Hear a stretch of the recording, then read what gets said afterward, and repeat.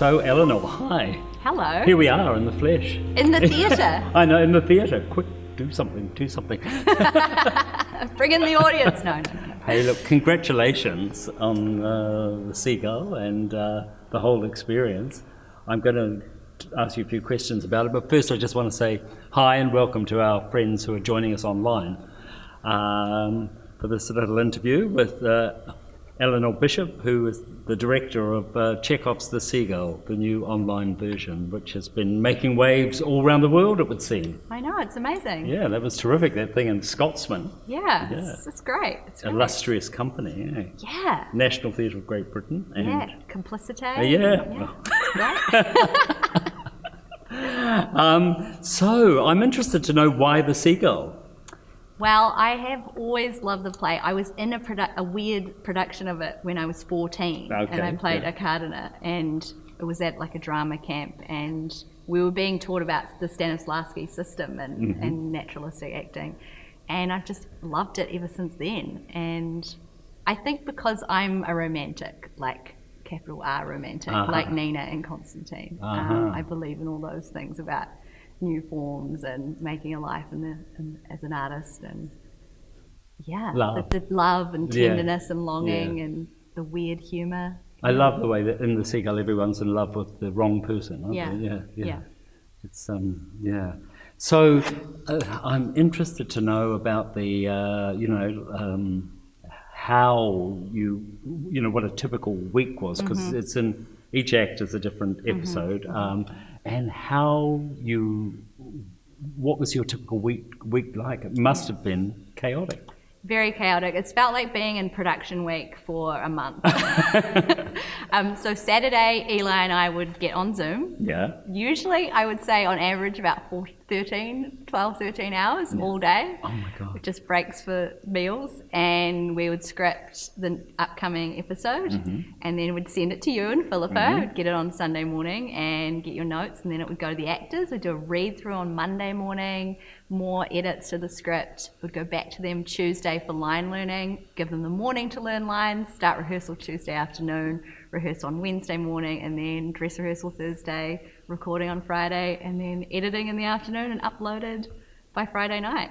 You make it sound all really smooth, but come on, it can't have been like that all the time. No, it's absolute chaos. I mean, the first week before we started rehearsal, we had these technical check-ins with all the actors, so it's like all me and all the tech crew on Zoom, 6 or 7 of us, trying to talk to the actors. Okay, we've sent you this microphone, but is the blue light flashing? Is the blue light flashing? And they're like, well, the blue light's on, but it's not flashing. And it's like, oh, these poor actors are making them become technicians as well, because it was level 3. It was level 3 at that time when we started, so no one could come round and help them. Yeah.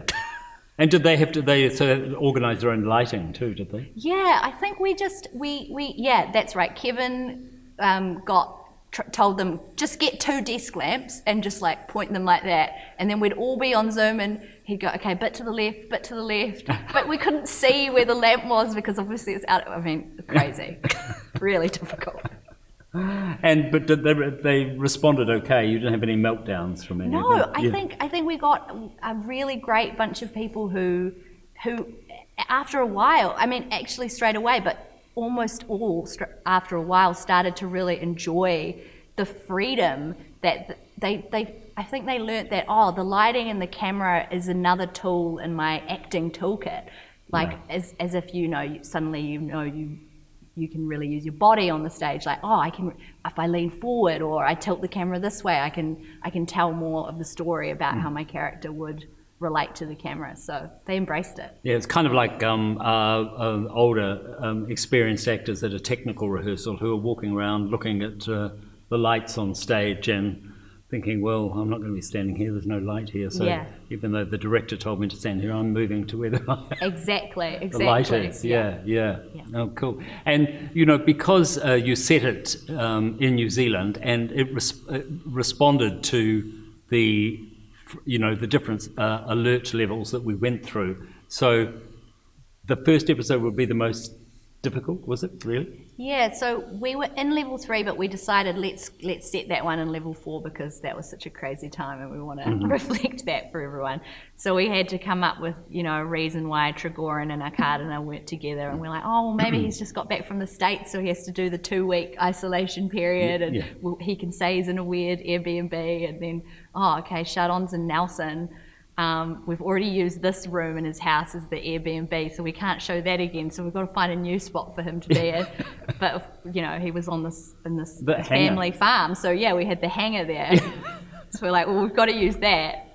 So then we got to write in all these lines about, that's my helicopter. So it was this very organic process of like responding to what was around, to what we could just use. Yeah. Oh, cool. What like the Chekhov's characters, they're this is what I think is one of the things that made it so successful, because Chekhov's characters are often saying something, doing something else, and thinking something else, and because it's all pretty much in close up a lot of the time, we could really get inside their heads, which when you see it on stage, you're having to sort of self-edit and watch what's going on with all the different characters. But here it was kind of, you had more control over it in a way, as you do in film, I suppose. You can compose those shots, but then you still have that lovely, it's not a film, like you still have that lovely thing where you still can see all the ensemble. That's right. So if you want to just watch Paulina or Dawn, you can. And did they find that hard? Because, both those characters and Medvedenko, to a certain extent, have long periods where they're there, but they're not necessarily saying anything. Oh, Marsha, of course, too. Yes. Yeah. Did they find it that difficult, or? I think they were hungry to fill those spaces where they could just react, and then also, we discovered that you can do all this business in your environments, and of course they loved that. And it was like, Marsha can just go in the corner, and even though if she was on the stage, you wouldn't really see her. She's, in the first episode, she's actually in the middle square by some chance, and you just see this little figure in black in the corner of her room. It's much smaller than everyone else, and that tells a lot of story as well. So I think they sort of learnt how they could presence themselves. And did they enjoy it by episode 4 when things had relaxed a bit and you could have actors in the same? Yes, we've got bubble. Some actors together. I think maybe the ones that aren't together are a bit sad, but once they got together, rehearsals became a lot more unruly because they were just so excited. Do you think that this is that this online medium is something that we can kind of use more to promote even live performances on stage, or I think, or is it a whole different? Have you created now a whole different art form? Do you think? I think it is. It's going to be an emerging art form because it's as you say, online. It's different to film or screen work. It's about, if we're living more of our lives in digital space, what is the art form that's going to reflect that digital space? Like we have the theatre, which we can turn into anything. And we have digital space, which can be kind of literal Zoom, but it can also be imaginative or theatrical, perhaps. I'm interested in thinking about it in those ways. Oh, that's exciting. Now, we've got some questions here from audience members, the many, many people who have been watching it. Is there any chance of getting these actors together to do a live on-stage performance or performances of this production once that's allowed? Thanks for the brilliant concept and work. Oh, that's nice, isn't it? But how would you do it on stage, do you think? Well, I would love to. I mean, I've been kind of dreaming about that as the weeks have gone on, because I think this ensemble are just fantastic and kind of perfectly cast. But would you use a similar, a kind of digital experience, or would you just do it as a production, do you think? I think I'd be interested to think about that. I mean, I've done quite a bit of stuff with live camera work on stage and things. I mean, it can be sometimes alienating for people. So, but I'm interested in how you could do this production with these actors in real space and time, but keep the sort of point of view and because we've all sort of been able to go into people's subjectivity through their desktop, and how could you translate that to the stage so that you could really get up close to Nina? So maybe it's about a few cameras in different spots, or a revolving set, I don't know. Yeah. But the realism is, I think, what people are responding to, so I'd love to keep that somehow. Yeah. I'm sure probably if Chekhov was alive today, he'd be writing for television or film. Perhaps, probably. That's where the money is. Another question. I would love to see what Auckland Theatre Company could do with a Zoom adaptation of Waiting for Godot. Oh my goodness. Do you think that would be a possibility? Yeah, I mean, the Zoom tedium is certainly real, so that's a great idea. We'd be waiting and waiting and waiting, Yeah, we would. Yeah. Waiting for somebody to unmute themselves.